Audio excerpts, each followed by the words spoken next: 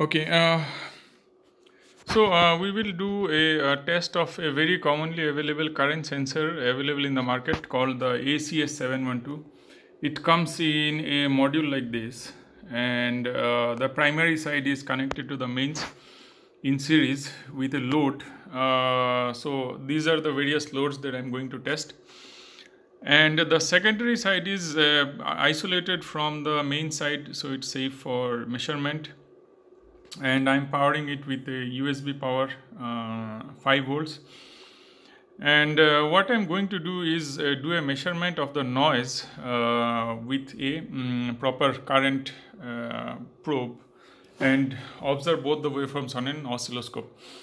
So let us start with a very low load of about 2.7 watts, some kind of a LED bulb that's very commonly available in India. Okay, so this 2.7 watts bulb is connected. It's a Philips bulb, and as you can see, the blue one is the current shape. I'll just stop it, and so you can see the current it takes in a kind of very discontinuous mode, and the blue one is the waveform from the current probe, and set to 100 millivolts per amps. It's a very small power, but there is absolutely nothing on the ACS712, just a bunch of wide band noise. So definitely not good for sensing such low power. Okay, so I have removed the bulb just to show the rating. It is 2.7 watts. You can see here it's 2.7 watts, and definitely not good for measurement of such low power with ACS712.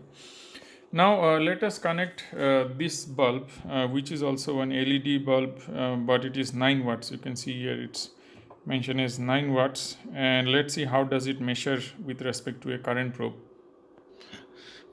Okay, the bulb is connected, 9 watts bulb, and as you can see on the current probe I can measure some, I can definitely detect the current and do the measurement properly with very low noise, the blue waveform. But on the earlier waveform, which is from the ACS712, I can see a slight measurement in the current, but the noise is just overwhelming. Now, if we do some kind of digital filtering, because this noise on the ACS712 is very random in nature, it can definitely be removed with some kind of noise and measure the fundamental. We should be able to measure the current, but it's not that straightforward. That's what I mean to say. Just another comparison of the waveform. Yeah, so as you can see, there is hardly anything on the ACS712, whereas the current on the probe is appearing very good. Okay, next in line is this 15 watts incandescent bulb. In India, we also call it as a zero power bulb. That's the traditional name, because earlier days back in my childhood, this was the lowest power load available, so it was almost equal to zero. Okay, so this 15 watts incandescent lamp is connected. These bulbs are famous for their inefficiency. So even after consuming 15 watts, the light is almost nothing. Let me run the oscilloscope. The current is very sinusoidal, and you can see that the waveform on the blue, which is from the current probe, is very clean. And also notice the scale 100 millivolts versus the 50 millivolts for the ACS712. Again, there is a whole lot of noise, but I think with digital filtering you should be able to filter out the fundamental from the noise. Again, a bulb is a very linear load, resistive load, so no kind of non-linearity. It exactly reflects the shape of the voltage, and it's flat top because of the SMPS people are using all over the world.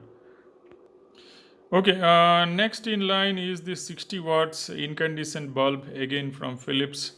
Let's connect and see how does the waveform appears on the oscilloscope. Okay, so the bulb is connected. You can see the oscilloscope pattern. Let me stop it before my paper starts burning because of the heated lamp. Again, you can see the current waveform from the probe is very clean, and notice the scale, it is 500 millivolts now. Whereas the ACS712, the signal is now more or less overcoming the noise, but the noise is still there, and maybe at this level, ACS712 can detect the fundamental, if you want to measure some RMS or the average voltage, but the power is 60 watts. So that's maybe the starting point of the ACS712. Okay, the next in line is this 200 watts bulb, incandescent bulb, again from Philips. Let's check. This is the highest load that I'm going to check, and let's check the waveform. Okay, the bulb is connected. I'll quickly remove the bulb before the paper starts smelling or burning.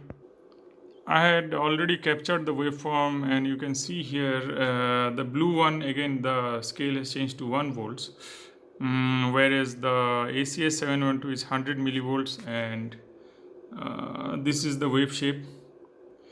The signal is more visible as compared to the noise. So what I will say is that maybe from 100 watts or 50 watts and above, ACS712 can be used to measure the current from the mains without a significant deterioration. So we can detect the current with respect to the noise that the ACS712 itself it generates. So I think this gives you a clean idea. So if you are using a simple Arduino and trying to measure some of this load, it's not definitely worth unless you use a very high sampling rate and try to filter out the noise.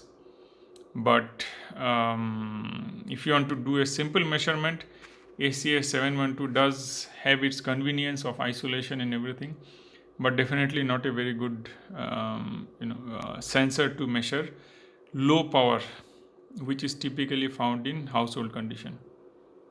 Okay, that's all I had for today.